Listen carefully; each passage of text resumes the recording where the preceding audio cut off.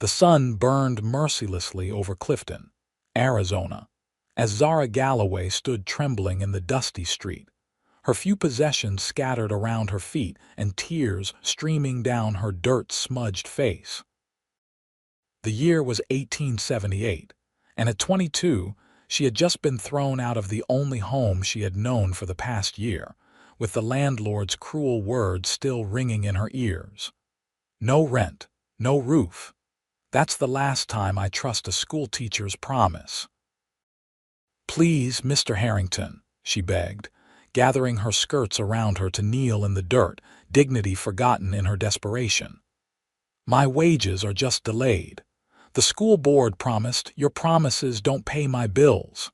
Harrington spat on the ground near her worn boots. "Get your things and get out. I've got paying tenants waiting."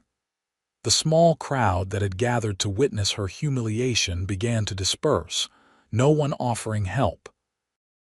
Zara's hands shook as she tried to gather her scattered belongings, books that were her most prized possessions, a small photograph of her parents, both gone now, and the meager clothing she owned. The school had closed unexpectedly when the town council redirected funds toward expanding the mining operations, leaving her without the wages she'd been counting on. "Need a hand with those, madam." The voice was deep and gentle, coming from above her. Zara looked up, squinting against the harsh sunlight to see a tall figure standing over her.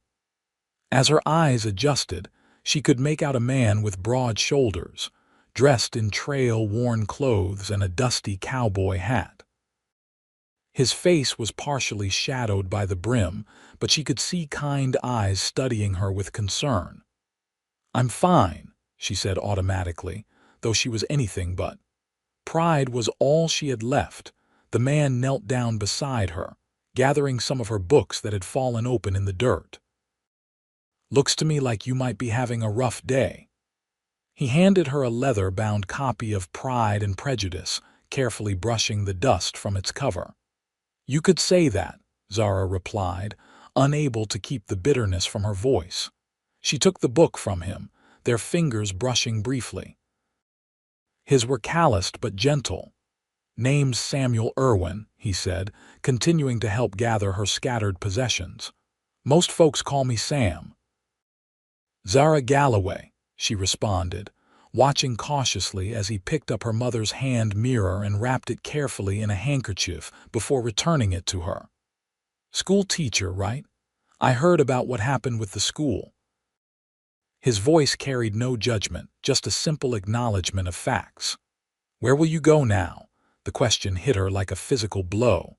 Where indeed? She had no family, no friends close enough to impose upon, and now no job and no home. She swallowed hard against the lump forming in her throat. I don't know." Sam stood, dusting off his hands on his worn jeans. He looked down at her for a long moment as if weighing something in his mind. Then decisively he extended his hand. "Come with me," he said simply. Zara stared at the outstretched hand, suspicious. In her experience, men didn't offer help without expecting something in return. "Why would you help me? You don't even know me." "I know enough," he replied. "I know you're in trouble and need a hand. I've got a small ranch about 10 miles outside of town. My sister lives there too. You can stay until you figure things out." He kept his hand extended, patient. "Your sister," Zara repeated, relief washing over her at the mention of another woman. Sam nodded. "Rebecca. She's been complaining about needing help with the house and the accounts. She'd welcome the company, and you'd have a roof over your head. Seems like a fair arrangement to me." Zara looked around the dusty street. A few townsfolk still watched from a distance, including Mr. Harrington, who stood in the doorway of his boarding house with his arms crossed and a satisfied smirk on his face. She had nowhere to go, no prospects, and night would fall soon enough. Taking a deep breath, she placed her hand in Sam's. His grip was firm but gentle as he helped her to her feet. "Thank you," she said quietly, brushing dust from her skirts. "Don't thank me yet," he said with a small smile. "It's a long ride, and Rebecca can be pricklier than a cactus when she's in a mood. Let me help you with your things." Sam gathered most of her belongings into a sack he produced from his saddlebag, then led her to where his horse was hitched outside the general store. The chestnut mare eyed Zara warily as Sam secured her belongings. "This is Penny," he said, patting the horse's neck. "She's sturdy enough to carry us both to the ranch." He glanced at Zara's worn boots and simple dress. "Have you ridden before?" "A little," she admitted. "Not recently." Sam nodded, then helped her mount before swinging up behind her. The closeness of his body made Zara tense, but there was nothing improper in how he held himself, maintaining as much distance as the saddle would allow while still ensuring she was secure. "Hold on," he instructed, and they set off down the main street of Clifton, past the saloon and the mining company office, toward the open landscape beyond. As they rode away from town, Zara caught a glimpse of her reflection in a storefront window, a woman with nowhere to go, sitting in front of a stranger who had offered his hand when no one else would. She didn't know what awaited her at Sam Irwin's ranch, but it had to be better than what she was leaving behind. The sun was beginning its descent toward the western horizon as they made their way across the rugged landscape. The air was hot and dry, but the movement of the horse created a slight breeze that offered minimal relief. Zara's back was rigid with tension, trying to maintain proper distance from the man behind her. "You can relax a bit," Sam said after they'd been riding in silence for some time. "Penny knows the way home. I won't let you fall." "I'm fine," Zara replied automatically, though her muscles were already aching from the unaccustomed posture. "Suit yourself," he said, and she could hear a smile in his voice. "But it's a long ride yet." Gradually, as the miles passed, Zara found herself relaxing slightly. Sam kept a respectful distance, and his presence behind her became less threatening, more reassuring. He occasionally pointed out landmarks or shared brief stories about the land they passed through. "See that rock formation?" he asked, gesturing to a series of red stones jutting up from the earth. "Apache legend says it's the petrified remains of a giant who tried to steal the sun." "Is that true?" Zara asked, momentarily forgetting her predicament in her curiosity. "About the giant?" "No," Sam chuckled, the sound rumbling against her back. "But about the Apache believing it. Yes. I learned a lot from them growing up. My pa traded with them before the troubles got worse." "You grew up here?" Zara asked, realizing she knew nothing about this man who had come to her aid. "Born and raised," Sam confirmed. "My parents came out from Tennessee in '51 looking to start fresh. Pa tried mining first, then cattle. The ranch isn't much, but it's been home my whole life." "And your sister? Has she always lived with you?" There was a slight pause before Sam answered. "Rebecca came back after her husband died in the war. She was back east with him, but after, well, she didn't have anywhere else to go." The parallels to her own situation weren't lost on Zara.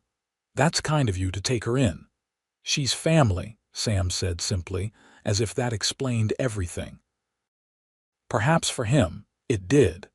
The landscape gradually changed as they rode, the flat desert giving way to rolling hills dotted with scrub brush and the occasional twisted juniper. In the distance, Zara could make out the silhouette of mountains against the darkening sky. "Almost there," Sam said as they crested a small hill. Below them, in a shallow valley, sat a modest ranch house with several outbuildings. A corral held a few horses, and a small herd of cattle grazed in a pasture beyond. It wasn't grand by any means, but there was a solidity to it, a sense of permanence that spoke of a home well tended. "It's lovely," Zara said honestly. "It's not much," Sam replied, "but it's ours." As they approached, a woman emerged from the main house, wiping her hands on an apron. She had the same dark hair as Sam, though hers was streaked with gray at the temples, and her stance was wary as she watched them approach. "That's Rebecca," Sam murmured. "Don't mind her frown, it's just her way." He guided Penny to a halt near the house and dismounted first, then helped Zara down. Her legs felt unsteady after the long ride, and she stumbled slightly. Sam's hand caught her elbow, steadying her before letting go immediately. "Samuel Irwin, what have you brought home now?" Rebecca called, her voice carrying a note of exasperation that suggested this wasn't the first time her brother had arrived with an unexpected guest. "Rebecca, this is Miss Zara Galloway," Sam said, leading Penny toward the water trough. She was the schoolteacher in Clifton until they closed the school. She needs a place to stay for a while. Rebecca's eyes narrowed as she assessed Zara from head to toe. "The schoolteacher, and what happened to your lodgings in town?" Zara straightened her spine, determined to meet the woman's gaze directly despite her exhaustion and the humiliation of her circumstances. "I was unable to pay the rent after the school board withheld my wages. Mr. Harrington evicted me this afternoon." Something in Rebecca's expression softened slightly. "Harrington's always been a miserly old goat." She glanced at her brother, who was now unsaddling Penny. "And my soft-hearted brother couldn't leave well enough alone, I suppose." "I can work," Zara offered quickly. "I'm educated. I can help with accounts, correspondence, household duties." Rebecca held up a hand. "No need to sell yourself just yet. Come inside. You look like you could use a wash and a meal. We can talk terms after you've rested." Relief washed over Zara as she followed Rebecca into the house. The interior was simple but clean, with sturdy furniture and a few touches that spoke of a woman's hand-embroidered cushions on the chairs, a vase of wildflowers on the table. "The washroom's through there," Rebecca said, pointing to a door off the kitchen. "There's hot water on the stove. I'll find you something clean to wear. Might be a bit large, but better than dust-covered." "Thank you," Zara said, suddenly overwhelmed by the kindness after the day's events. "I don't know how to repay, save it," Rebecca interrupted, but her tone was gentler now. "Get cleaned up. We'll talk after." Left alone in the small washroom, Zara finally allowed herself a moment of vulnerability. She sank onto a stool and buried her face in her hands, letting a few silent tears fall. The day had been a whirlwind of despair and unexpected kindness, leaving her emotionally exhausted. After composing herself, she washed away the dust and tears, grateful for the hot water and the soap that smelled faintly of lavender. The dress Rebecca provided was indeed too large, but clean and comfortable. When Zara emerged, she found the table set for three, with a simple but hearty meal of stew, bread, and coffee. Sam had come in while she was washing and sat at the table, freshly cleaned himself. He stood when she entered, an old-fashioned courtesy that seemed natural to him. "Feel better?" he asked. "Much, thank you," Zara replied, taking the seat Rebecca indicated. The meal passed with surprisingly comfortable conversation. Rebecca, though initially standoffish, proved to be well-read and articulate. She asked Zara about her education, her teaching experiences, and what books she enjoyed. Sam spoke less but listened attentively, occasionally adding a comment or asking a question.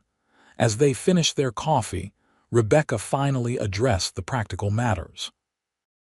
"We've got a small room off the back porch. It's not much, but it's private. You're welcome to stay there while you decide what comes next." "I appreciate that more than I can say," Zara replied. "And I meant what I said about working. I don't expect charity." "Good, because you won't get it," Rebecca said bluntly, though her eyes had a hint of warmth now. "There's plenty of work to be done around here.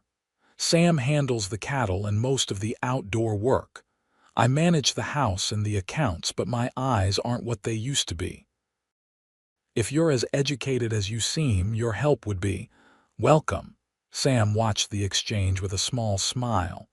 Told you she needed help with the accounts. Rebecca shot him a look. Don't get smug, Samuel. She turned back to Zara. We can offer room and board plus a small wage. Not much, but it should help you save something for whatever comes next. It was more than Zara had dared hope for. Thank you, both of you. I'll work hard, I promise. I don't doubt it, Rebecca said, rising from the table. Now let me show you where you'll be staying. As Rebecca led her to the small room, Zara glanced back to see Sam watching them go, his expression thoughtful. When their eyes met, he offered a small nod, as if confirming he stood by his decision to bring her here. The room was indeed small, just enough space for a narrow bed, a chest for her belongings, and a small table with a lamp, but it was clean and private, with a window that looked out toward the mountains. After Rebecca left her to settle in, Zara unpacked her few possessions, placing her books and her parents' photograph on the table. Exhaustion finally caught up with her as she sat on the edge of the bed. The events of the day seemed almost dreamlike now: the humiliation in the street, the cowboy's extended hand, the long ride to this place that might, for a time at least, be a sanctuary. Come with me, he had said, and she had taken a leap of faith. As she drifted toward sleep, Zara wondered what tomorrow would bring in this unexpected new chapter of her life. The first rays of dawn were just breaking over the eastern horizon when Zara woke to the sounds of movement in the main house. Having spent a year in town accommodations, she had almost forgotten the early rhythms of rural life. She dressed quickly in her own clothes, which Rebecca had kindly laundered overnight, and made her way to the kitchen. Rebecca was already there, stoking the stove and measuring coffee grounds. She glanced up as Zara entered, giving a nod of approval at her promptness. "Good morning," Zara said. "Can I help with breakfast?" "Eggs and bacon in the pantry," Rebecca replied. "Sam will be in from the barn soon, hungry as a bear." The two women worked in companionable silence, settling into an easy rhythm. Zara found herself grateful for the practical tasks that kept her mind from dwelling on the uncertainty of her situation. Sam entered just as they were setting the table, bringing with him the sense of fresh air, horses, and hay. He'd clearly been up for hours already, his face showing the healthy flush of physical labor. "Morning," he said, removing his hat and hanging it on a peg by the door. He washed his hands at the basin in the corner before taking his seat. "Sleep well, Miss Galloway." "Yes, thank you," Zara replied, noticing how the morning light caught the flecks of gold in his brown eyes. "And please call me Zara. After your kindness, formality seems unnecessary." A small smile touched his lips. "Zara, then." Breakfast was a heartier affair than Zara was accustomed to, with eggs, bacon, biscuits, and strong black coffee. The conversation flowed naturally, with Sam detailing the day's ranch work and Rebecca outlining the household tasks.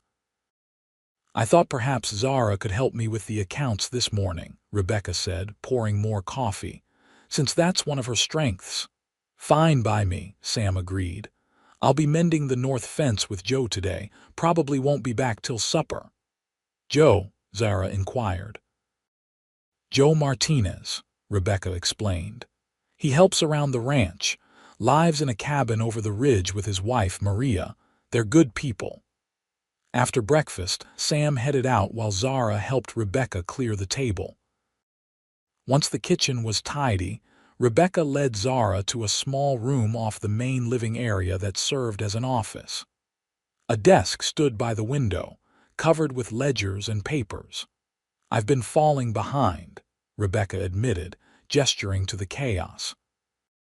"My eyes strain too easily these days, and Sam, bless him, is better with cattle than columns of numbers." Zara surveyed the desk with a teacher's practiced eye for organization. "May I?" At Rebecca's nod, Zara began sorting the papers, quickly identifying invoices, receipts, and correspondence. Rebecca watched with growing approval as Zara established a systematic approach to the chaos. "You're good at this," she observed after a while. "I enjoy order," Zara replied, already immersed in the task. "And numbers tell a story if you know how to read them." They worked through the morning, with Zara organizing and Rebecca explaining the ranch operations, the cattle they raised, the horses they bred, the occasional trade with neighboring ranches and the town. By midday, Zara had a clearer understanding of the Irwins' modest but stable business. "The ranch is doing well," she noted, reviewing the ledgers. "You're careful with your money." "We have to be," Rebecca said, a shadow crossing her face. "Times get lean out here sometimes. Whether rustlers, market prices, any of it can turn against you in a heartbeat." Something in her tone suggested personal experience with such hardships. "How long have you been back here?" Zara asked carefully. Rebecca's gaze turned toward the window, looking out at the land. 8 years now. After Thomas died at Gettysburg, I stayed with his family in Pennsylvania for a while, but they had their own grief, their own burdens. I missed the open sky, the mountains." She paused, then added softly, "I missed home." "I understand homesickness," Zara said. "After my parents died, fever took them both 3 years ago. I had to leave the farm I grew up on in Missouri. Nothing felt like home after that." Rebecca studied her with new eyes, perhaps recognizing a kindred spirit in loss. "And what brought you to Arizona Territory?" "A teaching position," Zara replied. "I'd trained as a teacher before my parents fell ill, and when I saw the advertisement for Clifton, well, it seemed like a chance to start fresh."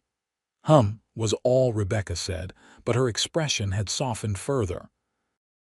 They broke for a simple lunch of cold chicken and bread, which they ate at the kitchen table. Afterward, Rebecca showed Zara around the rest of the house and the immediate surroundings, the vegetable garden she tended, the chicken coop, the root cellar, and the wash house. "It's not grand," Rebecca said as they completed their circuit, "but it's honest and it's ours." "It's lovely," Zara replied sincerely. After the uncertainty of yesterday, the solid practicality of the ranch was deeply appealing. The afternoon was spent on household tasks, mending linens, churning butter, preparing vegetables for dinner. Rebecca proved to be a patient teacher, and Zara a quick study. By the time they heard Sam's horse approaching late in the afternoon, they had settled into a comfortable rhythm of work and conversation. "You're a good hand," Rebecca said as they put the final touches on a hearty stew. "I think this arrangement might work out just fine." Coming from the initially reserved woman, it felt like high praise. Zara smiled, feeling a small spark of hope for the first time since losing her teaching position. Sam entered, looking tired but satisfied with the day's work. His eyes found Zara immediately, a question in them. "How was your first day?" "Educational," she replied with a smile.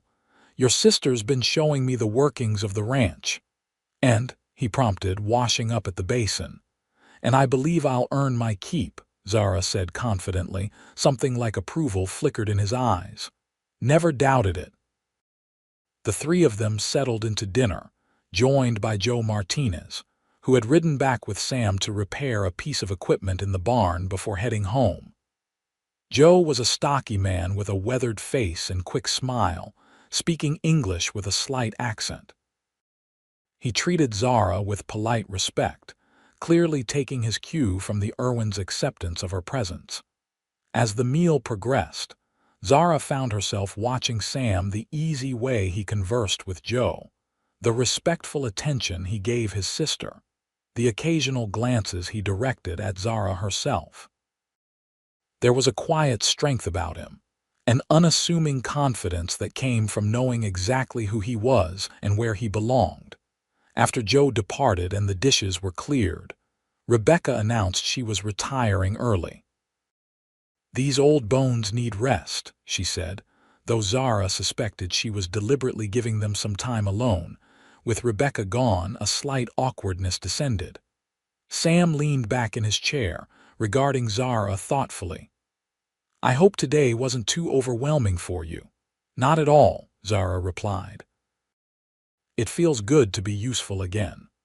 "Rebecca seems pleased," Sam observed.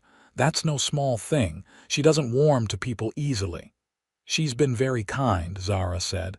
"You both have, I—" She paused, searching for words adequate to express her gratitude. "You don't need to thank me again," Sam said gently. "I'm just glad it's working out." A comfortable silence fell between them. Sam's gaze drifted to the window, where the last light of day was fading into dusk.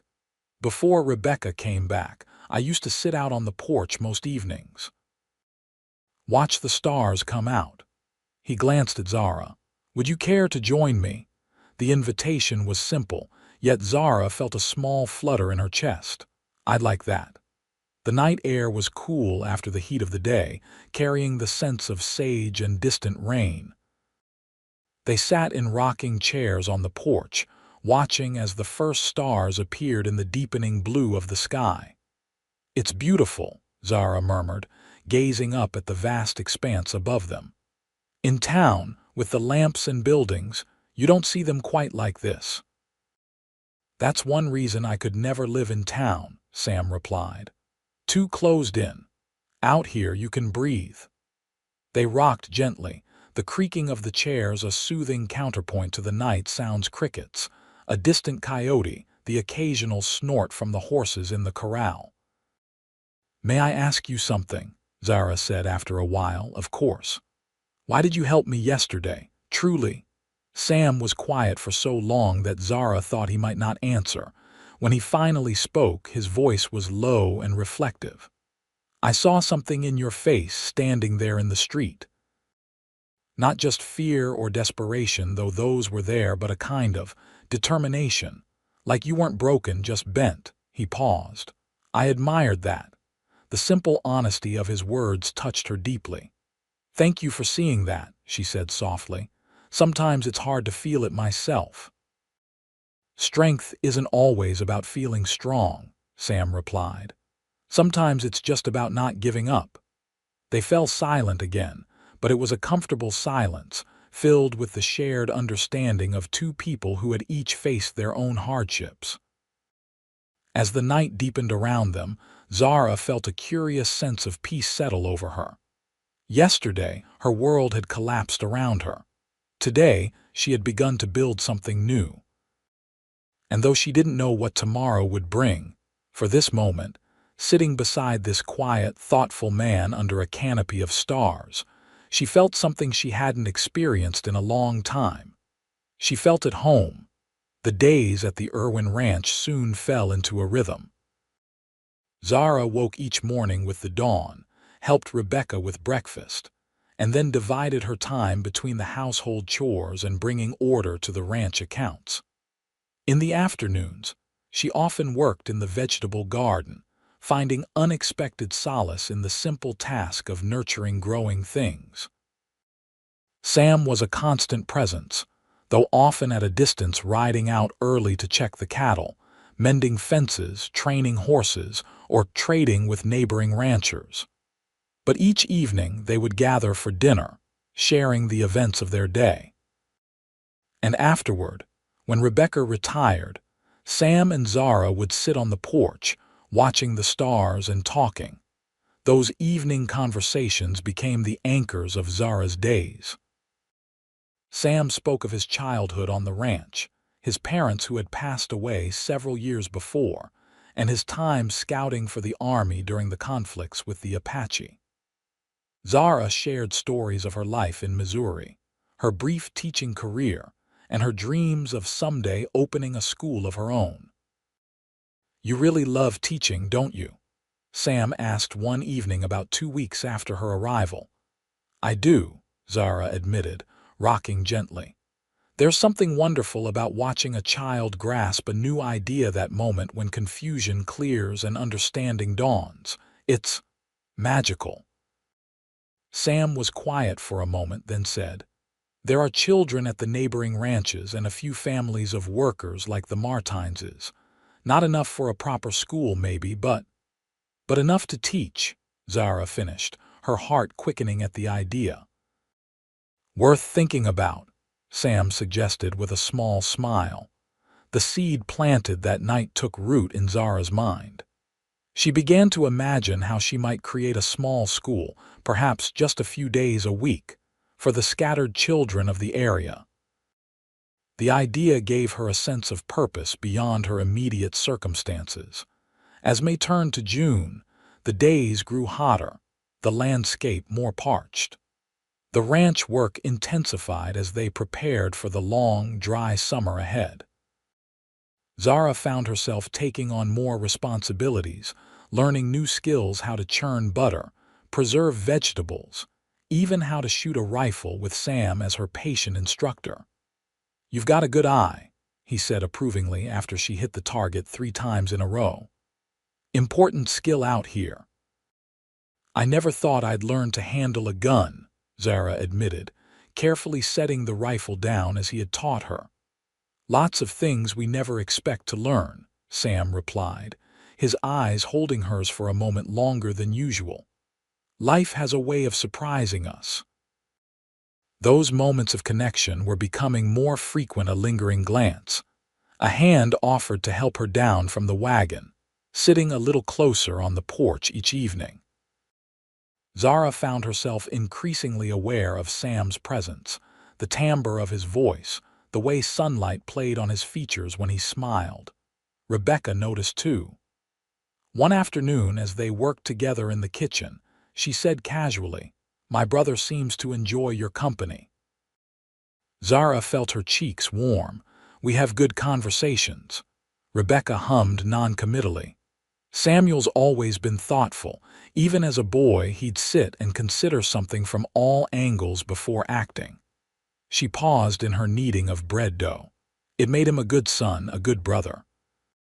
Would make him a good husband too, for the right woman." The implication hung in the air between them. Zara focused intently on the vegetables she was chopping. "He's been very kind to me." "Kindness is the least of what Samuel has to offer," Rebecca said, then changed the subject, leaving Zara to ponder her words. The following Sunday, a rare day of rest on the ranch, Sam asked if Zara would like to ride with him to see more of the property. Rebecca, citing a headache, declined to join them, though the knowing look she gave Zara suggested her ailment might be conveniently timed. They set out mid-morning, Zara now comfortable enough on horseback to ride Daisy, a gentle mare Sam had been training. The day was clear, the sky a brilliant blue that seemed to stretch forever. "I want to show you my favorite place on the ranch," Sam said as they rode side by side across a meadow dotted with wildflowers. "It's a bit of a ride, but worth it." They climbed gradually through rolling hills, the landscape changing subtly around them: more juniper trees, occasional pines, the air growing slightly cooler as they ascended. After about an hour, Sam led them to a small plateau overlooking a valley. A clear stream ran through it, bordered by cottonwoods whose leaves shimmered silver-green in the breeze. "It's beautiful," Zara breathed, taking in the panoramic view of the ranch lands below and mountains beyond. "My father brought me here when I was 10, Sam said, dismounting and helping Zara down. "Told me that someday all this would be my responsibility. I didn't understand what he meant, then thought he was just talking about the cattle and the house." He gazed out over the land. "Now I know he meant something bigger. The land itself, the water, the animals, all of it connected, all of it needing care and respect." They spread a blanket in the shade of a juniper tree, and Sam unpacked the lunch. Rebecca had prepared: cold chicken, bread, cheese, and apple pie. They ate with the healthy appetite that comes from riding in the open air, talking easily about the ranch, the weather, the books Zara had been reading in her spare time. After they finished, Sam leaned back against the trunk of the juniper, his hat tipped forward slightly to shade his eyes. "So, tell me something I don't know about Zara Galloway." She considered the question, drawing her knees up and wrapping her arms around them. "I used to want to be a writer," she confessed. "I filled notebooks with stories when I was younger." "What kind of stories?" he asked, interested. "Adventures mostly. Girls having grand journeys, discovering new places." She smiled at the memory. "My father encouraged it. My mother worried it filled my head with impractical ideas." "And was she right?" "Perhaps," Zara acknowledged with a small laugh. "I did end up traveling west on my own after all." "Seems to me that takes a certain courage," Sam observed.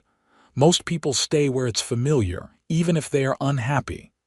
"Or desperate," Zara added, thinking of the circumstances that had driven her west. "Or that," Sam agreed.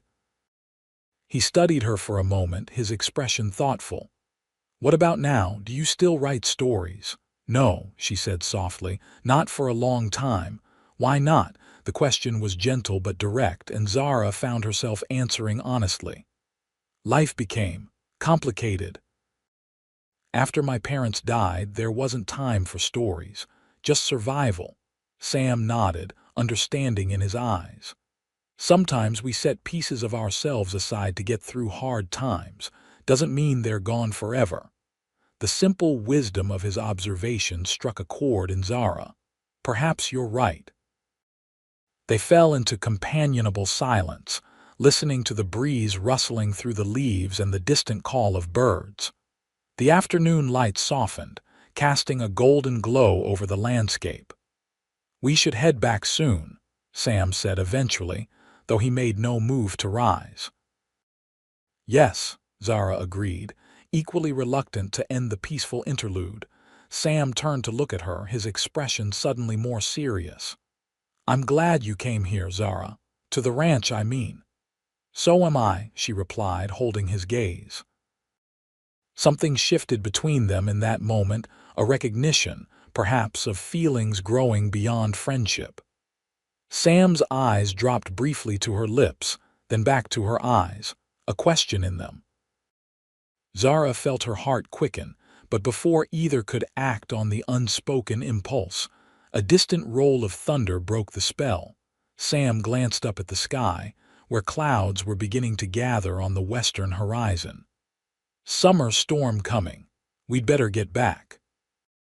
They packed up quickly and mounted their horses, riding at a faster pace than before. The wind picked up as they descended, carrying the scent of rain. By the time the ranch house came into view, dark clouds had overtaken the sky, and the first heavy drops began to fall. They made a dash for the barn, leading the horses inside just as the downpour began in earnest. The sound of rain hammering on the wooden roof filled the space as they unsaddled the horses and rubbed them down. "Perfect timing," Sam said with a grin, water dripping from his hat. "Another 10 minutes and we'd have been soaked through." Zara laughed, brushing droplets from her skirt. "It was worth it. Thank you for taking me there." Sam finished with his horse and came to help her with Daisy's saddle. They worked together in the dim light of the barn, their hands occasionally brushing, each contact sending a small thrill through Zara. When the horses were settled, they stood facing each other in the narrow aisle between the stalls. "We should make a run for the house," Sam said, but he didn't move. "Yes," Zara agreed, equally stationary, in the close confines of the barn, with the rain creating a curtain of privacy around them. The tension that had been building over weeks seemed to crystallize. Sam reached out slowly, giving her every chance to step back, and tucked a strand of hair behind her ear. "Zara," he said, her name almost a question. Instead of answering with words, Zara found herself leaning forward, closing the small distance between them. Their lips met tentatively at first, then with growing certainty. Sam's hand came up to cup her cheek, gentle as always, while Zara's fingers curled into the front of his shirt. When they finally drew apart, Sam's eyes searched hers, a mixture of wonder and concern in them. "I didn't plan that," he said softly. "Neither did I," Zara admitted, her heart racing. "But I'm not sorry." A slow smile spread across his face. "Neither am I." The rain continued to pour outside, but neither was in any hurry to leave the sanctuary they had found in each other's arms. For this moment, at least, the complications of the world beyond the barn could wait.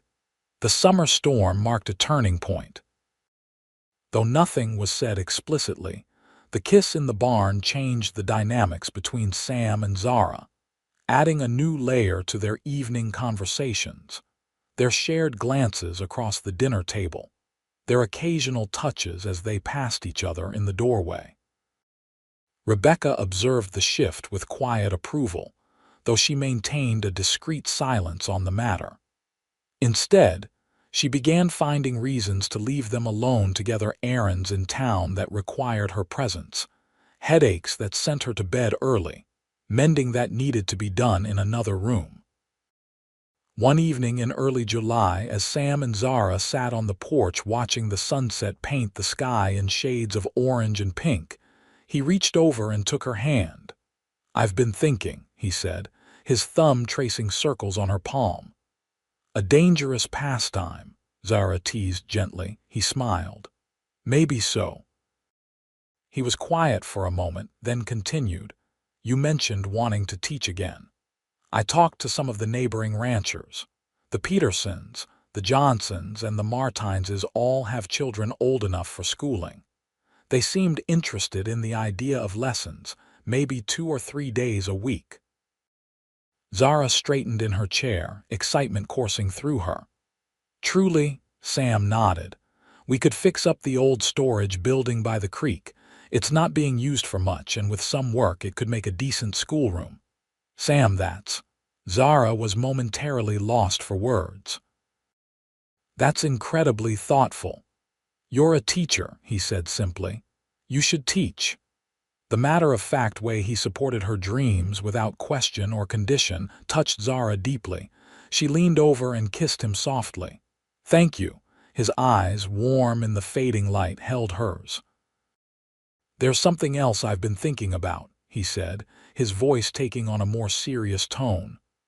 "What's that?" Zara asked, suddenly aware of a tension in him. Sam took a deep breath. "I know it hasn't been long, just a couple of months since you came here. And I understand if you think it's too soon, or if your plans don't include." He paused, seemingly gathering his thoughts. "What I'm trying to say, not very well, is that I care for you, Zara, more than I expected to, more than I thought possible after knowing someone such a short time." Zara's heart began to race as she realized where his words might be leading. "I care for you too, Sam." Encouraged, he continued, "I don't want to presume anything. You came here because you needed a place to stay, not because you were looking for this." He gestured between them. "But I find myself hoping that you might consider making your stay here permanent, not as our helper, but as—" He swallowed visibly. "As my wife." Though she had begun to sense his feelings matched her own, the actual proposal still took Zara's breath away. "Sam." "You don't need to answer now," he said quickly. "I know it's sudden. I just wanted you to know where I stand, what I hope for." Zara looked at him, this good, honest man who had offered his hand when she had nowhere to go, who had opened his home and now his heart to her. In the past months, she had come to admire his quiet strength, his unassuming kindness, his deep connection to the land he tended. She had also, almost without realizing it, fallen in love with him. "I don't need time," she said softly. "I know my heart, Sam. Yes, I'll marry you." The joy that spread across his face was like sunrise breaking over the mountains. He leaned forward, cupping her face in his hands as if she were something infinitely precious, and kissed her with a tenderness that made her eyes sting with happy tears. When they finally parted, breathless and smiling, Sam reached into his pocket and pulled out a small object. "I've been carrying this around for a week, waiting for the courage to ask." He opened his palm to reveal a simple gold band with a small pearl set in the center. "It was my mother's. I'd be honored if you'd wear it." "It's beautiful," Zara whispered as he slipped it onto her finger. The ring was slightly loose, but that could be adjusted. What mattered was what it represented: a promise, a future, a home. As darkness settled fully around them, they remained on the porch, planning their life together: the small wedding they would have at the ranch, the schoolroom they would build, the future they would forge side by side. It was a future neither could have imagined that day in Clifton when she stood in the street with nowhere to go, and he had offered his hand. "Come with me," he had said then, a simple invitation that had changed everything. Now, sitting beside him with his ring on her finger and his love warming her heart, Zara knew she had found not just shelter, but belonging. The news of their engagement was met with Rebecca's wholehearted approval. "It's about time Samuel found someone worthy of him," she declared, embracing Zara with uncharacteristic emotion. "And I couldn't have chosen better myself."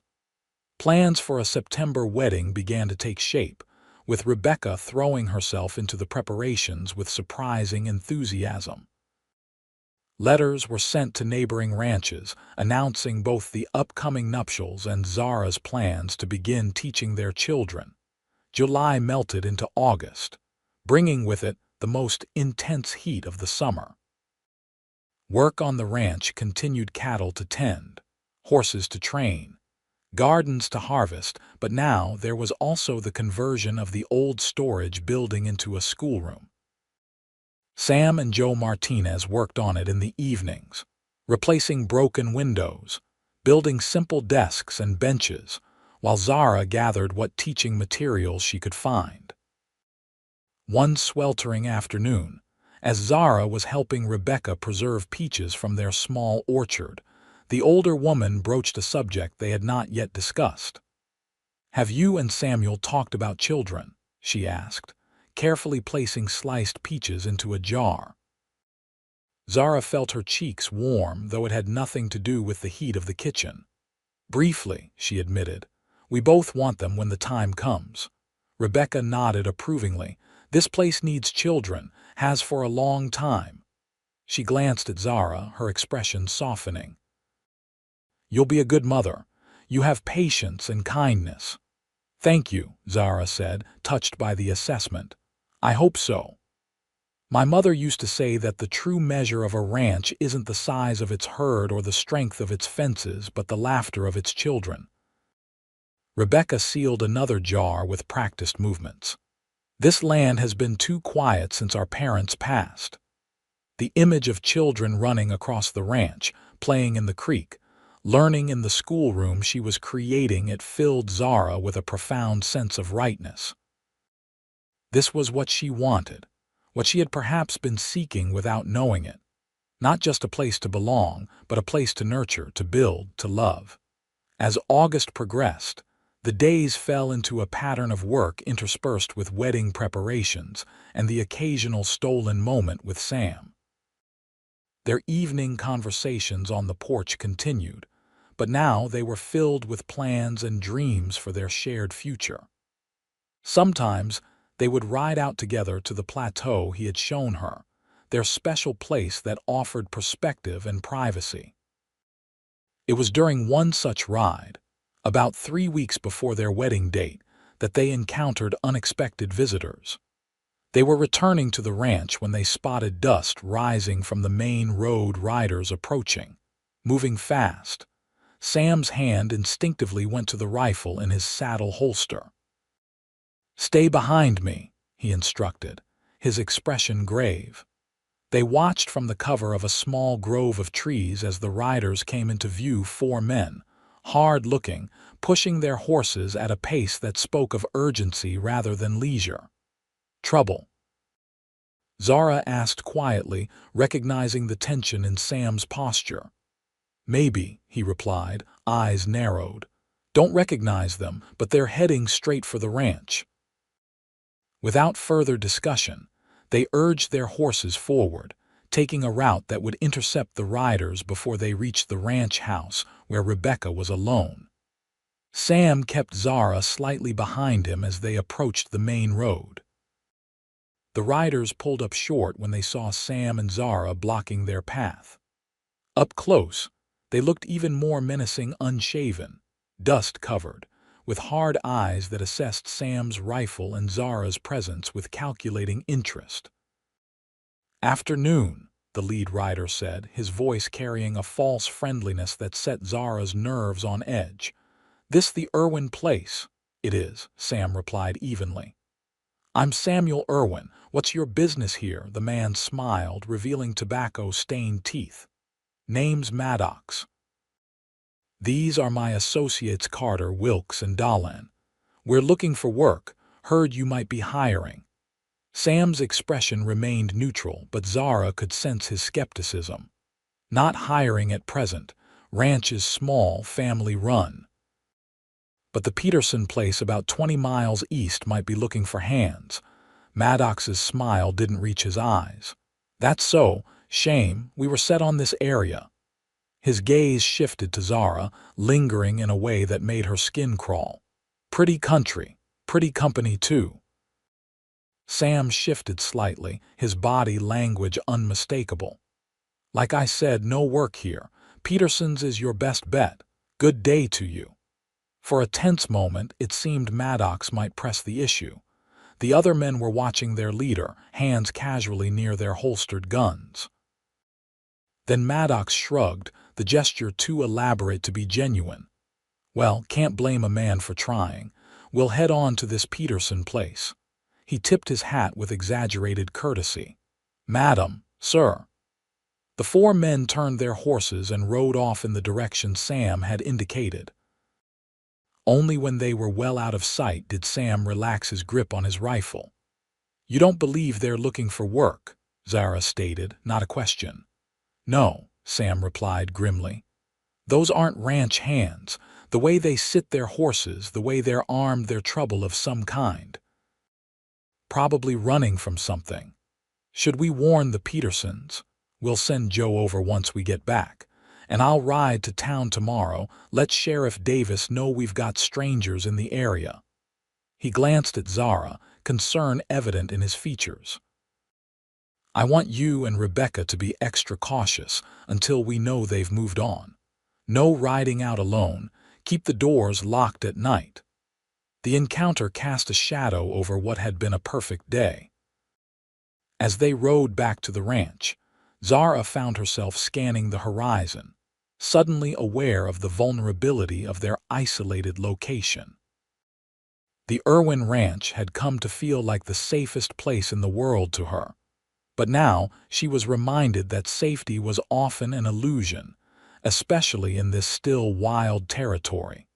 When they reached the house and explained the situation to Rebecca, her reaction was characteristically practical. "I'll get the shotgun from the storeroom," she said, already moving toward the door.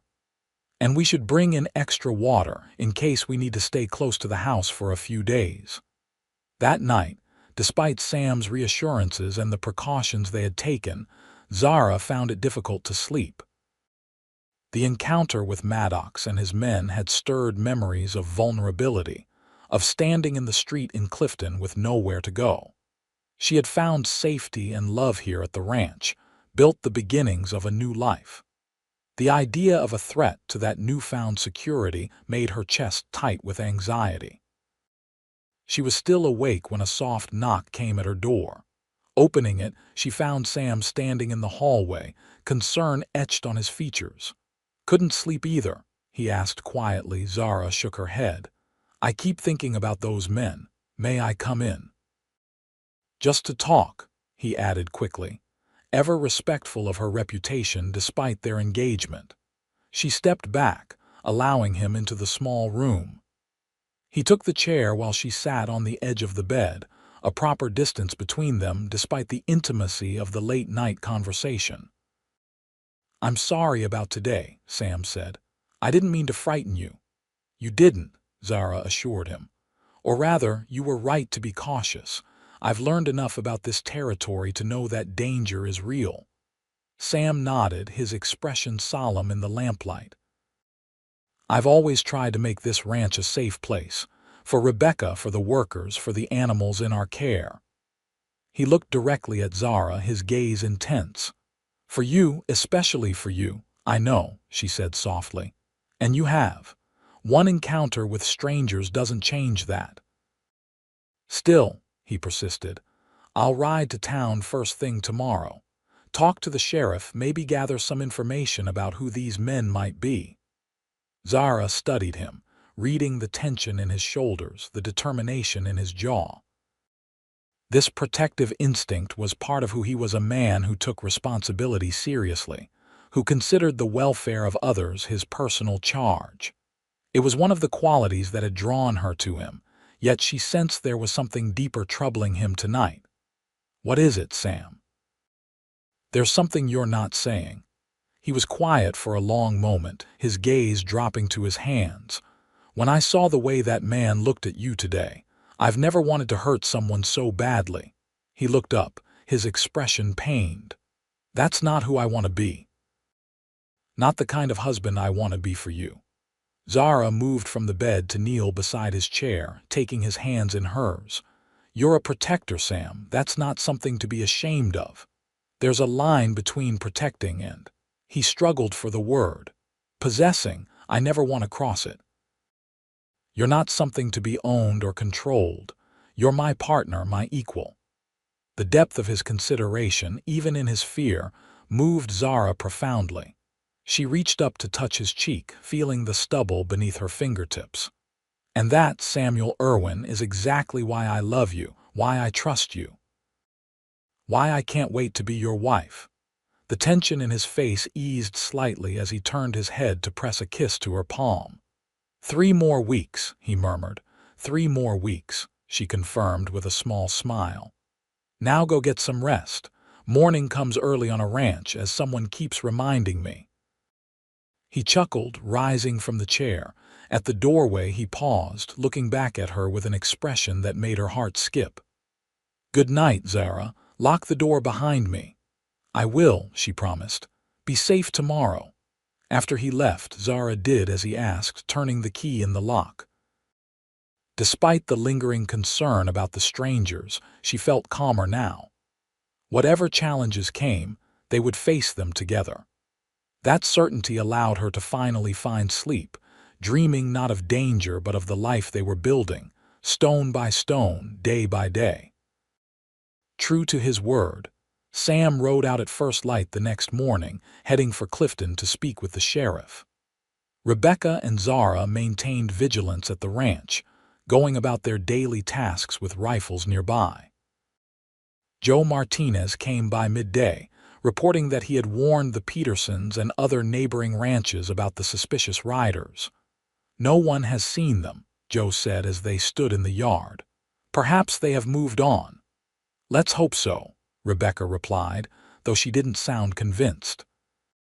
The day passed without incident, and by late afternoon they saw Sam returning, accompanied by another rider, Sheriff Davis, a stocky man with a salt and pepper beard and the weathered face of someone who had seen his share of troubles. Over coffee at the kitchen table, the sheriff shared what he knew. "Those men match the description of a group that robbed a bank in Tucson 2 weeks ago, killed a teller. There's wanted posters out for them." "Are they still in the area?" Rebecca asked, her expression grave. "Hard to say," Davis replied. "They were seen near Safford 3 days ago, heading this way. But if they're smart, they'll keep moving, try to cross into New Mexico territory. Or they might look for a place to lie low until the pursuit cools," Sam suggested. "There's plenty of isolated spots in these hills." The sheriff nodded grimly. "That's my concern. I've got men patrolling the main roads, but we can't cover everything. Best you folks stay alert." He looked at each of them in turn. "Don't take chances. These men are desperate and dangerous." After the sheriff departed, promising to check back in a few days, an uneasy quiet settled over the ranch. The happy anticipation of the wedding was temporarily overshadowed by the potential threat lurking in the surrounding wilderness. Days passed without further sign of Maddox and his gang. Gradually, the routine of ranch life reasserted itself.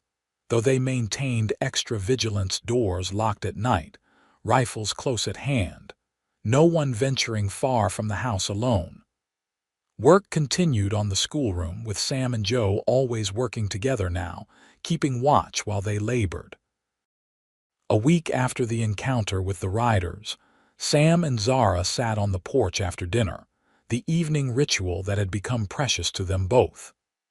The sunset was particularly spectacular, the sky ablaze with color, as if to remind them of the beauty that persisted even in uncertain times. "The schoolroom is nearly finished," Sam said, his arm resting comfortably around Zara's shoulders. "Just needs the blackboard mounted and some shelves for books." "It's coming together beautifully," Zara replied, leaning into his embrace. "I can hardly believe I'll be teaching again in just a few weeks." The children are excited too. Maria says little Alina talks of nothing else but going to real school.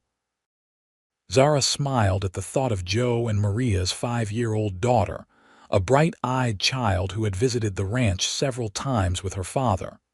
"She'll be a good student, curious and eager."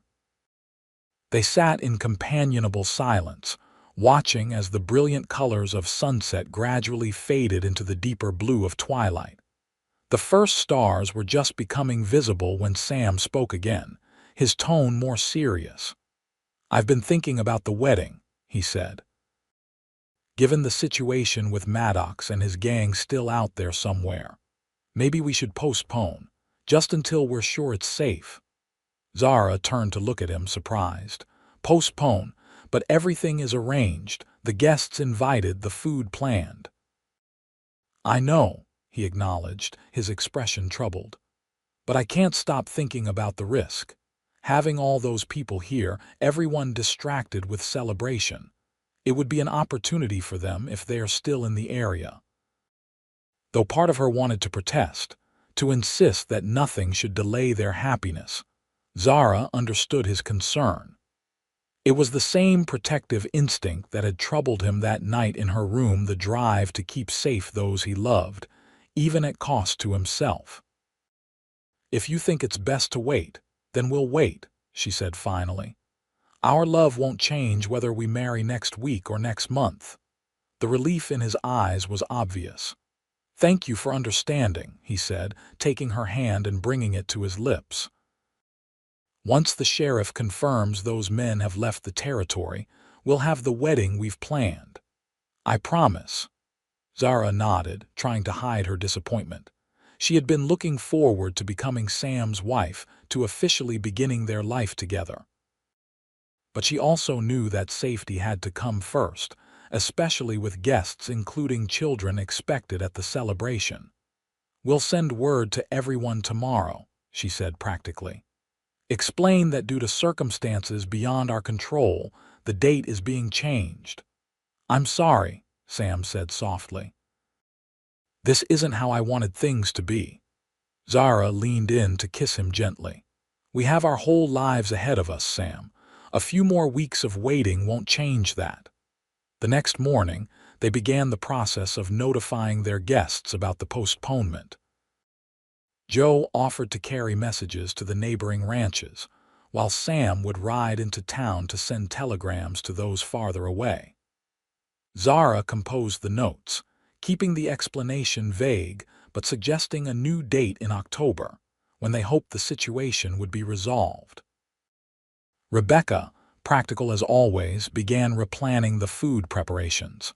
"The preserves will keep," she noted as they worked in the kitchen. "And we can freeze the cake. It's just as well gives us more time to finish your dress properly." Zara appreciated the older woman's matter-of-fact approach, which helped soothe her own disappointment. "You're right, and the weather will be cooler in October." They were discussing the menu when Joe arrived, looking unusually serious.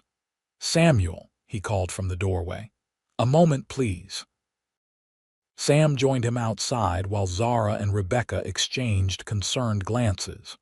Through the window, they could see the men in serious conversation, Joe gesturing toward the hills to the west. After a few minutes, Sam came back inside, his expression grim. "Joe saw smoke coming from Miller's old cabin," he explained. "Nobody's supposed to be up there. Miller left for California months ago." "You think it's them?" Rebecca asked, immediately understanding the implication.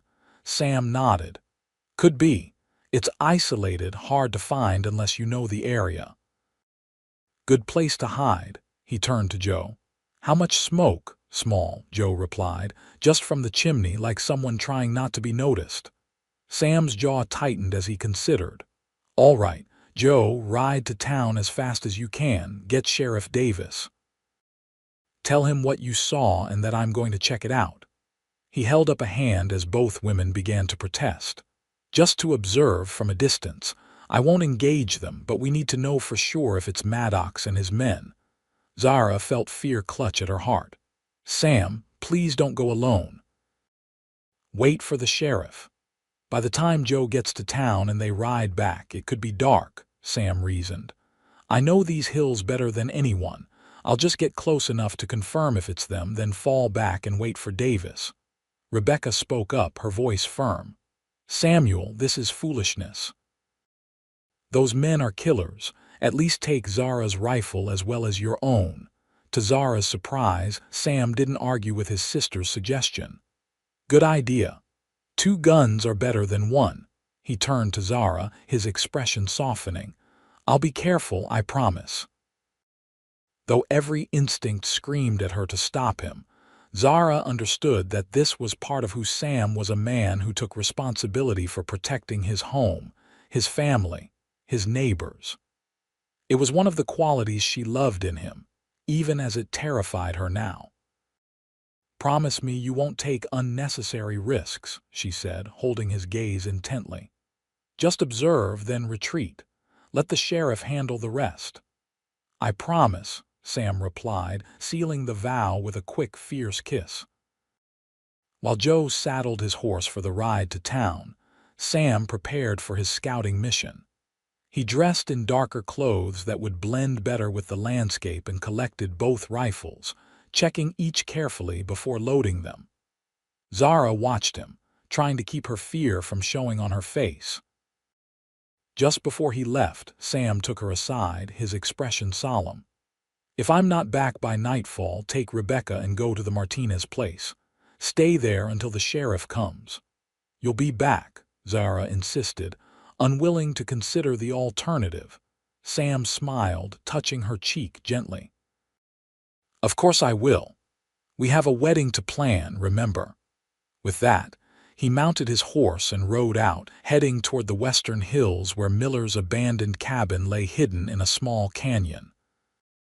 Zara watched until he disappeared from sight, then turned to find Rebecca watching her with understanding in her eyes. "He's smart and he knows the land," the older woman said, coming to stand beside her. "He'll be careful." "I know," Zara replied, though the knot of fear in her stomach remained. "I just wish he didn't have to go at all." "That's what it means to love a man like my brother," Rebecca said softly. "He'll always do what he believes is right, even when it's hard, even when it's dangerous." She squeezed Zara's arm gently. "It's why he's worth loving." The hours that followed were among the longest of Zara's life. She and Rebecca tried to maintain their normal routine, but their attention constantly strayed to the western horizon. Joe had left for town, riding fast. If all went well, he would reach Sheriff Davis by mid-afternoon and they might return by early evening.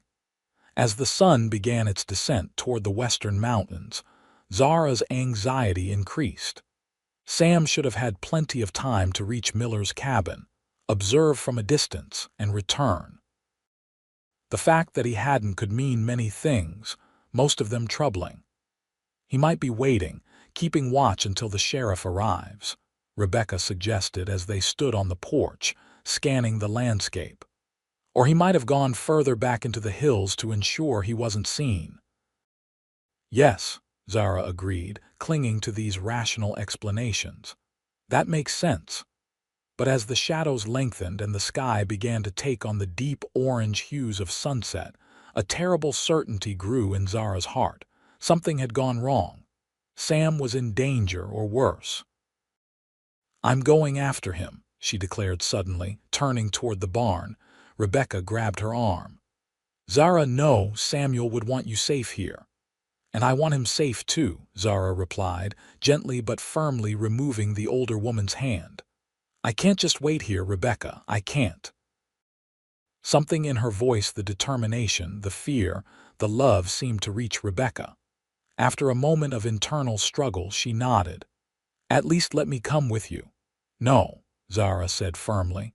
"Someone needs to stay here to guide the sheriff when he arrives, show him where Miller's cabin is." She clasped Rebecca's hands. "Please, I need to know you're here safe." Rebecca studied her for a long moment, then nodded reluctantly. "Take the shotgun," she said. "And Daisy, she's sure-footed in those hills." She paused, then added softly, "Bring him home, Zara." With Rebecca's help, Zara quickly prepared for the journey. She changed into a split riding skirt that would allow her to ride astride, tucked the shotgun into a saddle holster, and took a moment to study the rough map Rebecca drew of the route to Miller's cabin. "Stay on the deer trail once you reach the first ridge," Rebecca instructed. "It will lead you to the canyon. The cabin is tucked against the north wall, partially hidden by juniper trees." "And if I find him?" Zara asked, voicing the question that had been haunting her. "If he's able, bring him home. If not—" Rebecca paused, her expression grave. "If not, come back for help. Don't try to be a hero." She squeezed Zara's hand. "One reckless Irwin in the family is enough." With those parting words and a quick embrace, Zara mounted Daisy and set off toward the western hills, her heart pounding with fear and determination. The sun was now touching the mountain tops, casting long shadows across the landscape. She would have perhaps an hour of decent light, then dusk, then darkness. As she rode, Zara prayed as she had never prayed before, for Sam's safety, for guidance, for the courage to face whatever lay ahead. The gentle schoolteacher who had once stood trembling in the street of Clifton was gone. In her place rode a woman determined to protect what she loved, whatever the cost. The landscape grew more rugged as Zara followed the route Rebecca had described. Daisy, true to her training, picked her way carefully along the narrow trail that wound up into the hills. The sun had now disappeared behind the mountains, though its light still colored the sky in shades of pink and gold. As she reached the first ridge, Zara paused to get her bearings. Below, she could see the ranch house in the distance, a small oasis of civilization in the vast wilderness. Ahead, the trail continued into increasingly dense vegetation: juniper, scrub oak, and occasional pine. She urged Daisy forward, moving more cautiously now. If Maddox and his men were indeed at Miller's cabin, she needed to approach with extreme care. The shotgun was reassuring against her leg, but Zara hoped desperately she wouldn't have to use it. The trail descended into a narrow canyon, just as Rebecca had described. Zara dismounted, leading Daisy by the reins to minimize noise. The light was fading rapidly now, the canyon already filled with shadows. She strained her eyes, searching for any sign of the cabin or, more importantly, of Sam. A faint whicker from ahead made her freeze. Horse. Not Daisy, another horse, responding to her presence. Zara tied Daisy to a tree and crept forward on foot, the shotgun now in her hands. Through the gathering darkness, she could make out a shape tethered to a juniper tree, a horse she recognized immediately as Penny, Sam's mare. The animal seemed agitated, pulling at her tether and tossing her head. Zara approached cautiously, speaking in soft tones to calm the horse. "Easy, girl, it's just me. Where's Sam? Where is he?" Penny calmed somewhat at the familiar voice, allowing Zara to stroke her neck. There was no sign of Sam, but the presence of his horse confirmed her worst fears. He had reached the cabin, but had not returned. Moving with even greater caution, Zara continued forward. Through the trees, she could now make out the dim outline of Miller's cabin, a small, rough structure built against the canyon wall. A faint light flickered through the single window, suggesting a fire or lamp within. Crouching behind a boulder, Zara assessed the situation. The cabin had only one visible door and the single window. If Sam was inside, held captive or worse, she would need to be extremely careful in her approach. The sheriff and his men could be hours away still, and darkness was falling rapidly. As she weighed her options, a sound from the cabin made her blood run cold, a cry of pain, quickly muffled but unmistakably Sam's voice. Without conscious thought, Zara raised the shotgun, her teacher's hand suddenly steady as stone as she aimed at the cabin door. But reason quickly reasserted itself. Rushing in would likely get both her and Sam killed. She needed information first: how many men were inside, where exactly Sam was, what condition he was in. Keeping low, Zara circled toward the side of the cabin, moving silently through the underbrush until she reached the window. It was set high in the wall, but a fallen log nearby provided enough height for her to peer inside if she stood on it. With extreme caution, Zara positioned herself on the log and raised her head just enough to see through a corner of the grimy window. The interior of the cabin was dimly lit by a small fire in the hearth and a single oil lamp on the table. Through the dirty glass, she could make out 4 figures, 3 standing, 1 seated. Her heart lurched as she recognized Sam, tied to a chair in the center of the room. His face was bruised, a trail of blood running from his temple down his cheek, but he was conscious, his eyes alert and defiant. Standing before him was Maddox, his back to the window. The other 2 men, Carter and Wilkes, she presumed flanked Sam, one holding a rifle. Zara strained to hear their conversation through the closed window, catching only fragments. "Last time, Irwin," Maddox was saying. "Where's the patrol?" "I told you," Sam's voice, though strained, was steady. "I don't know what the sheriff's plans are." A sharp blow from Maddox made Sam's head snap back, and Zara had to bite her lip to keep from crying out. Her hands tightened on the shotgun as rage flooded through her. "You expect me to believe you rode up here alone with no backup?" Maddox demanded. "You must think I'm stupid." "Wouldn't dream of it," Sam replied, the sarcasm in his voice earning him another blow. Zara slipped down from her perch, mind racing. There were 3 armed men inside, and Sam was bound and injured. The odds were impossible, yet she couldn't simply wait for help that might come too late. She needed a plan, something to even the odds or create enough confusion for Sam to get free. As she crouched in the shadows, considering her options, an idea began to form. It was desperate and dangerous, but it might just work.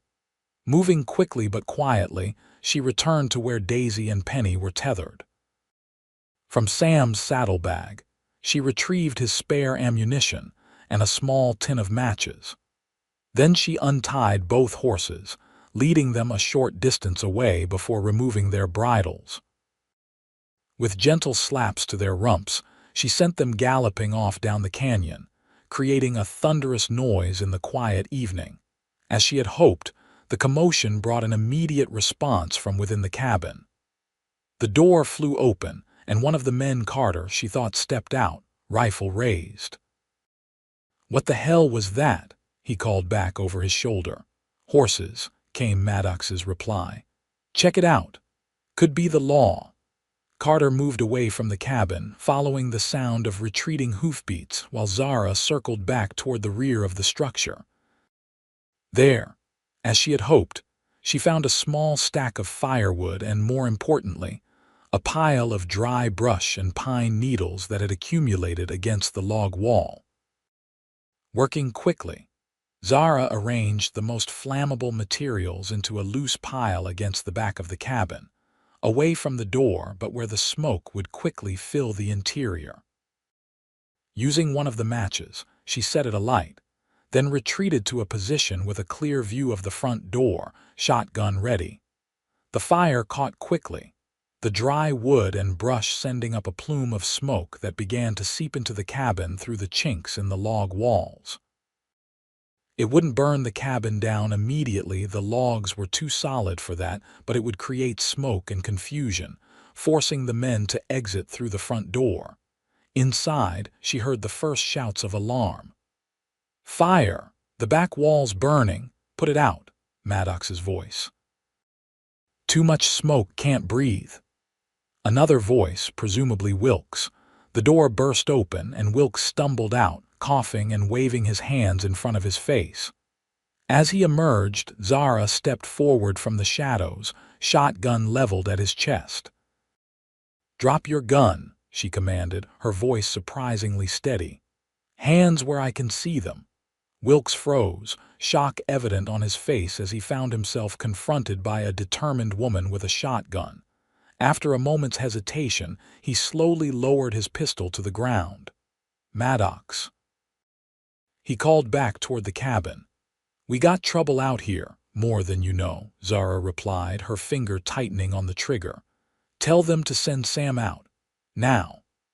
Before Wilkes could respond, Maddox appeared in the doorway, dragging a still-bound Sam with him, a gun pressed to his temple. Through the smoke billowing from the cabin, his expression was one of fury and disbelief. "Well, well," he drawled, taking in the scene before him.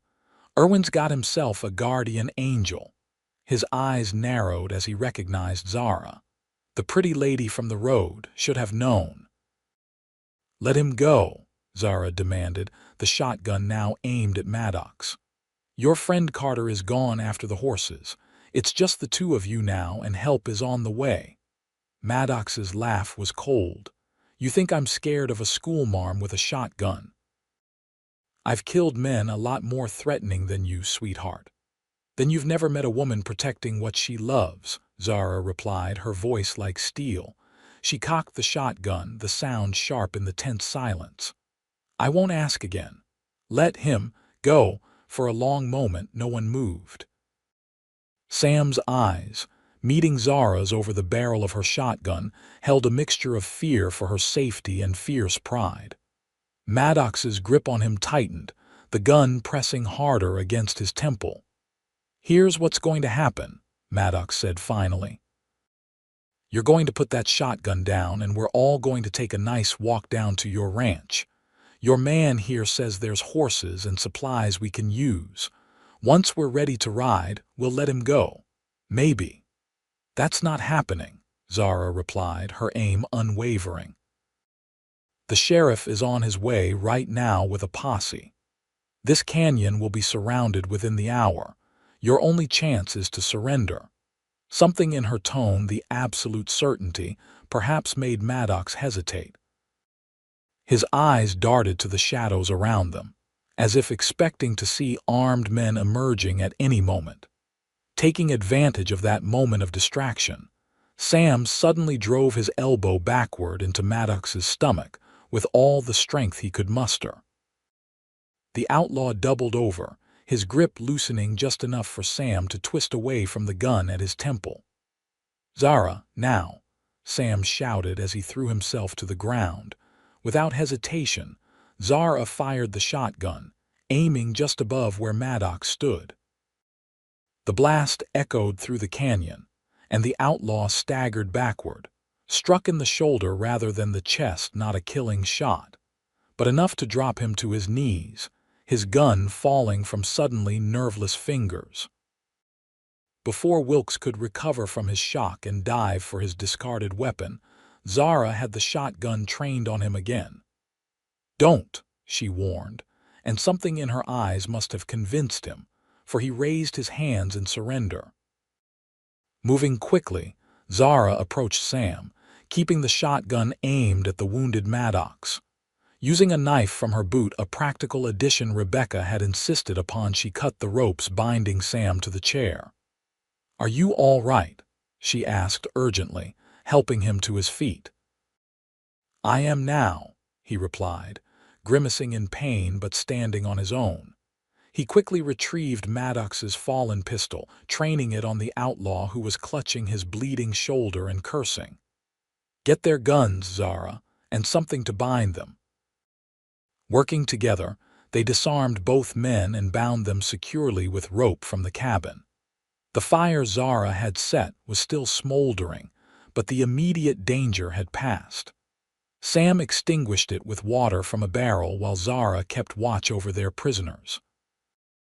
"Carter will be back soon," Sam said as they secured the outlaws to a tree outside the cabin. "And we don't know where Dahlin is. We need to get you back to the ranch," Zara insisted, noting the blood still seeping from the wound on his temple and the way he favored his right side. "You're hurt." Sam shook his head. "Can't risk it. Not with Carter and Dahlin still out there. We need to hold position here until the sheriff arrives." He looked at her with a mixture of concern and admiration. "Though I still can't believe you came after me. What were you thinking?" "That I wasn't going to lose you," Zara replied simply. "Not when we've just found each other." The raw honesty in her voice seemed to strike Sam deeply. He reached out to touch her face, his eyes filled with emotion. "You could have been killed, so could you?" she countered. "Yet here we are, both alive thanks to a schoolteacher with a shotgun and a cowboy too stubborn to tell outlaws what they want to know." Despite the gravity of their situation, Sam couldn't help but smile. "We make quite a pair, don't we?" "We do," Zara agreed, returning his smile before reality reasserted itself. "Now, what's our plan until the sheriff arrives?" They decided to take shelter in the cabin, barricading the door and positioning themselves to cover both the entrance and the window. Sam's injuries, though painful, weren't life-threatening. A cut on his temple, bruised ribs, and various lesser hurts from the beating he had received. As they waited, keeping watch over their prisoners and the surrounding darkness, Sam recounted what had happened. He had observed the cabin from a distance, confirming Maddox and his gang were inside. But as he was retreating to meet the sheriff, he had literally bumped into Dahlin returning from hunting. The outlaw had gotten the drop on him, disarming him before he could react. "They wanted to know about the sheriff's patrols, where they were focusing their search," Sam explained. "I played dumb, but Maddox was getting impatient. Another hour and—" He didn't need to finish the thought. "Well, he won't be hurting anyone else tonight," Zara said, glancing out the window at the secured outlaws. Time passed slowly as they maintained their vigil. Sam insisted Zara rest while he kept watch, but she refused to leave his side. Instead, they sat together against the wall, the shotgun across her lap, his arm around her shoulders, drawing comfort and strength from each other's presence. "When we first met," Sam said quietly after a long silence, "that day in Clifton when you were standing in the street, I never imagined we'd end up here." "Fighting outlaws together?" Zara asked with a small smile. "Finding someone I couldn't bear to lose," he replied, his voice low and serious. "Someone brave enough to ride into danger for me." Zara turned to face him, mindful of his injuries. "I love you, Samuel Irwin. For the rest of my days, I will always come for you. Always."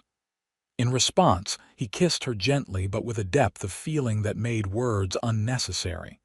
They were still embracing when the sound of approaching horses broke the stillness of the night. Sam was on his feet instantly, gun ready, while Zara took position at the window.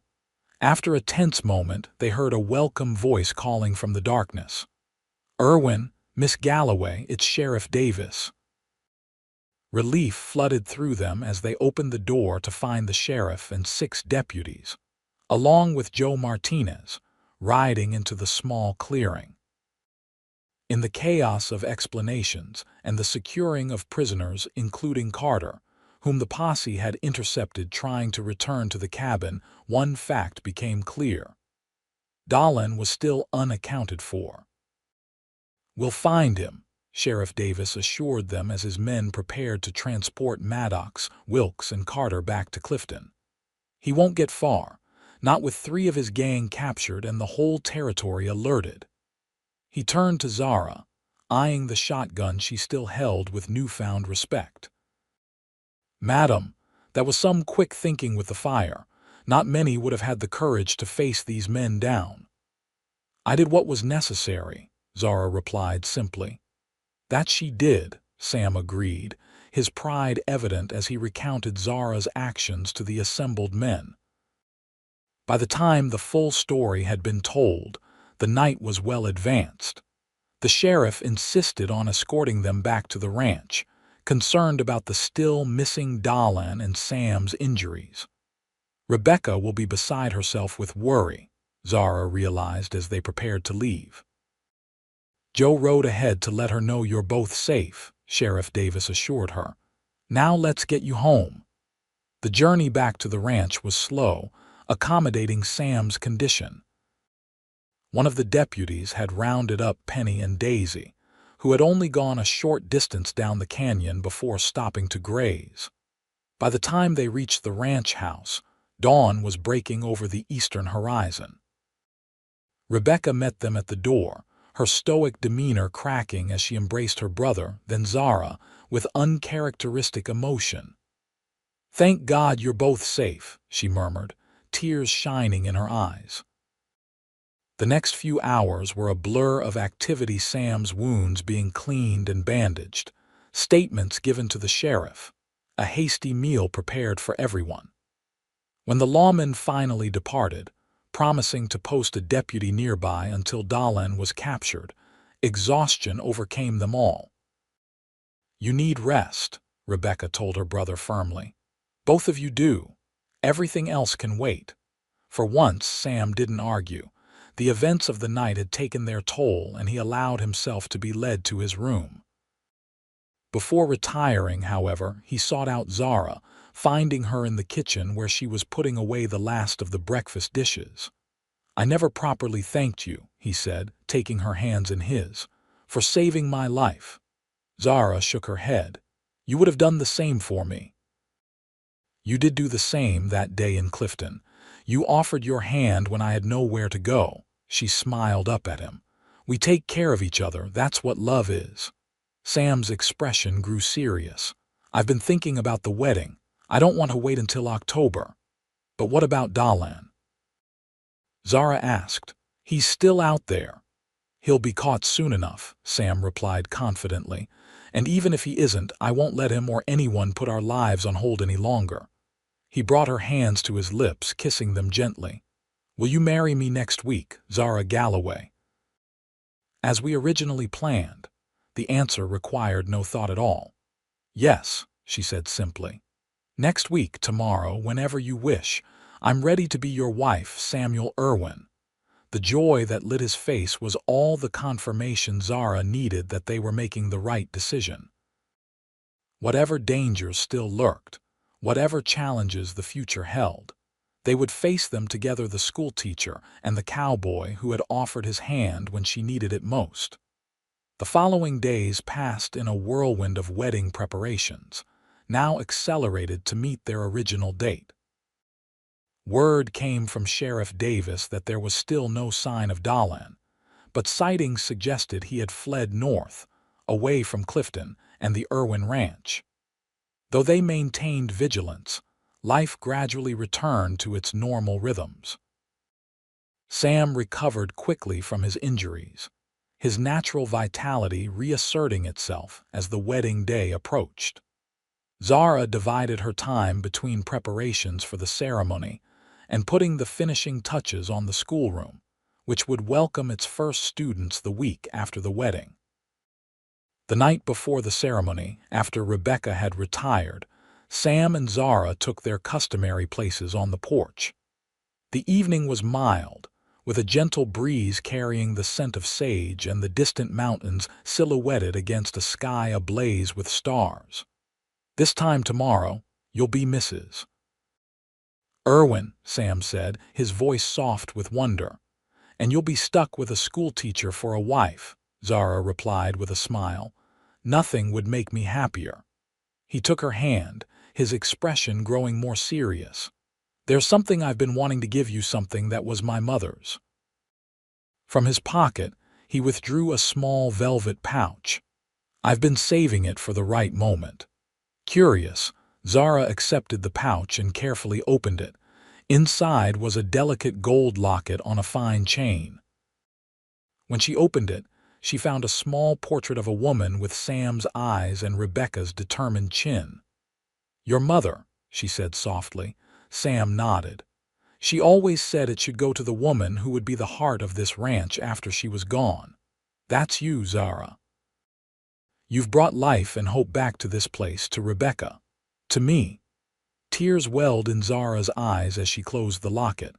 "I'll treasure it always," she promised, turning so he could fasten it around her neck. The weight of it against her skin felt right. A tangible connection to the family she was joining, to the home she had found. The wedding day dawned clear and bright, as if nature itself approved of their union. The ceremony was simple but heartfelt, held in the yard of the ranch with the mountains as their backdrop. Joe Martinez served as best man, while Rebecca stood beside Zara. Neighbors from surrounding ranches gathered to witness the union, along with the few friends Zara had made during her time in Clifton. As they spoke their vows, Zara thought of the journey that had brought her to this moment, from the loss of her parents, to standing alone in the street of Clifton, to finding love and purpose on this remote ranch. When Sam slipped the wedding band onto her finger to join her engagement ring, it felt like the completion of a circle, the closing of one chapter and the beginning of another. "I now pronounce you husband and wife," the minister declared. "You may kiss your bride." Sam's kiss was tender yet passionate, a promise of all that lay ahead. As they turned to face their guests, now officially Mr. and Mrs. Samuel Irwin, the cheers and applause that greeted them seemed to echo Zara's own joy. The celebration that followed was joyous and relaxed, with food and music and dancing that continued well into the evening. As the sun began to set, casting a golden glow over the gathering, Sam found Zara where she was chatting with Maria Martinez. "May I steal my wife for a moment?" he asked, the word wife clearly giving him pleasure. With Maria's smiling permission, Sam led Zara away from the festivities, toward the small rise where they could look out over the ranch. In the distance, they could see the schoolhouse, now complete and ready to welcome its first students. "Happy?" Sam asked, slipping his arm around her waist. "Completely," Zara replied, leaning into his embrace. "It's more than I ever dared hope for after being thrown out onto the street," Sam finished when she hesitated. "Yes," she acknowledged. "That day I thought I had lost everything. I never imagined I was actually finding my way home." Sam turned to face her, taking both her hands in his. "That's what this ranch is now, your home, our home." He paused, his expression hopeful. "Maybe someday the home of our children." The thought of children, their children, running across these fields, learning in the schoolroom she had created, growing up with the mountains as their playground, filled Zara with a profound sense of rightness. "I would like that very much," she said softly. As the first stars appeared in the darkening sky, they sealed this new dream with a kiss, standing together on the land that would nurture their future. Whatever challenges lay ahead, whatever joys and sorrows the years might bring, they would face them as they had faced everything since that fateful day in Clifton together, hand in hand, finding strength in each other and in the love that had transformed both their lives. Epilogue Spring, 1885. The sound of children's laughter floated through the open windows of the schoolhouse as Zara finished writing the day's assignment on the blackboard. 7 years had passed since that fateful day in Clifton, and the small school she had established on the Irwin Ranch had flourished, growing from 5 students to 15, with children coming from as far as 10 miles away for lessons 3 days a week. Mrs. Irwin, I've finished my sums, announced Elena Martinez, now a poised 12-year-old and one of Zara's most promising students. Let me see, Zara replied, setting down her chalk and moving to the girl's desk. She reviewed Elena's work, nodding in approval. Excellent. You have a real gift for numbers, Elena. The girl beamed at the praise, then glanced toward the window. Is it time yet? Zara smiled, understanding the source of her students' distraction. Almost. You can all pack up your things now. A cheer went up from the assembled children as they hurriedly put away their books and slates. Today was the culmination of a project they had been working on for weeks. Outside, in the meadow beside the schoolhouse, tables had been set up for the spring celebration, an event that had become a tradition under Zara's guidance. As the children filed out, Zara took a moment to survey the schoolroom with pride. What had once been a neglected storage building was now a bright, welcoming space, with rows of desks, shelves of books, educational charts on the walls, and even a small piano in the corner, acquired last year after a successful fundraising effort. Ready, Mrs. Irwin? Asked young Thomas Peterson, hovering by the door. Go on ahead, Zara told him with a smile. I'll be right there. After the last child had departed, Zara gathered her own belongings and paused to straighten a row of books. Teaching remained her passion, and the school had become a vital part of the community, bringing families together and providing education that would otherwise have been inaccessible to many of these children. As she stepped outside, shielding her eyes against the bright spring sunlight, Zara's gaze was immediately drawn to the tall figure approaching from the direction of the ranch house. Sam, now 34 but still as handsome as the day they met, carried their 2-year-old son, James, on his shoulders. Beside him walked their daughter, Sarah, a serious 5-year-old with her mother's thoughtful eyes and her father's determined chin. Mama, Sarah called, breaking into a run when she spotted Zara. Is it time for the celebration? Zara knelt to embrace her daughter, breathing in the scent of sunshine and soap that always clung to the child. Almost. Are you ready to recite your poem? Sarah nodded solemnly. I practiced with Aunt Rebecca all morning. She says I've got it perfect. I'm sure you do, Zara assured her, rising as Sam approached with James. School out already? Sam asked, leaning down to kiss her briefly. Or did they all escape when you weren't looking? Very funny, Zara replied, reaching up to take their squirming son. It's the spring celebration, remember? Half day. As if I could forget, Sam chuckled. Rebecca's been baking for 3 days straight. Indeed, the tables in the meadow were already laden with food, Rebecca's contribution to the celebration, along with help from Maria Martinez and other ranch wives. The event had grown each year, becoming a beloved community gathering that brought together families from across the region. Da! James demanded, reaching back for his father once he'd received a kiss from his mother. The young master has been helping me with the horses all morning, Sam explained as he reclaimed their son. Haven't you, James? The boy nodded enthusiastically, his dark curls bouncing. Though still a toddler, He already showed the same affinity for horses that his father possessed. "There's Rebecca," Zara said, spotting her sister-in-law directing the placement of a final platter of cookies.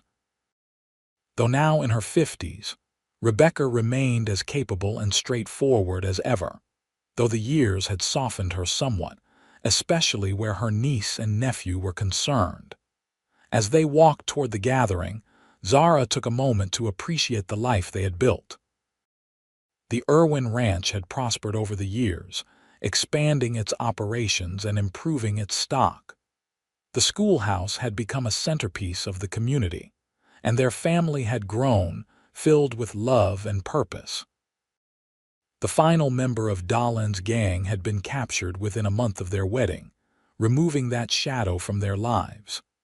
There had been other challenges, of course droughts, harsh winters, the normal trials of ranch life, but they had faced them together, just as Sam had promised they would. "Penny for your thoughts," Sam said as they joined the gathering, nodding greetings to neighbors and friends. Zara smiled up at him, her heart full. "I was just thinking about how far we've come since that day in Clifton." Understanding lit his eyes. "Best decision I ever made, offering you my hand that day."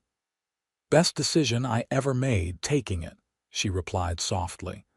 The spring celebration proceeded with all the joy and community spirit that Zara had envisioned when she first proposed it. The children performed songs and recitations, including Sarah's flawlessly delivered poem about springtime. There were games and food and conversation that lasted well into the afternoon. As the celebration wound down and families began to disperse, Sam found Zara sitting on a blanket under a cottonwood tree, watching as Rebecca helped Sarah make a crown of wildflowers while James napped nearby. "Happy?" Sam asked, sitting beside her the same question he had asked on their wedding day and many times since. "Completely," Zara replied, leaning against his shoulder, "though I've been thinking." "Oh," Sam teased. "Should I be worried?" Zara laughed, then grew more serious. "I've had a letter from the Territorial Education Office. They're establishing a program to help communities build proper schoolhouses, with funding for supplies and even teacher salaries." Sam considered this information. "You're thinking of applying?" "I'm thinking it could help us expand what we've already started," Zara explained. "A larger school, maybe 5 days a week instead of 3, more books, better equipment." She paused, searching his face. "What do you think?" Instead of answering immediately, Sam looked out across the ranch at the thriving operation they had built together, the community they had helped nurture, the family they had created. Then he turned back to her, his expression warm with love and pride. "I think," he said slowly, "that you should write to them tomorrow. Tell them about what you've accomplished here already and what you hope to build." He took her hand, the one that wore his ring, and squeezed it gently. "Whatever you decide to do, I'll support you. Always have, always will." Zara's heart swelled with gratitude for this man who had not only offered his hand when she had nowhere to go, but had continued to offer his support, his respect, and his love through all the years since. "I love you, Samuel Irwin," she said simply. "And I love you, Zara Irwin," he replied, pulling her close for a kiss that still held all the promise of their first. As the sun began its descent toward the western mountains, casting long shadows across the land they both loved, Zara reflected on the journey that had brought them here. From despair to hope, from loneliness to love, from a chance encounter on a dusty street to a life rich with purpose and connection. "Come with me," he had said that day, extending his hand to a woman with nowhere to go. And she had come, finding not just shelter but a home, not just safety but love, not just a new beginning but a lifetime of possibilities. Together, they had built something beautiful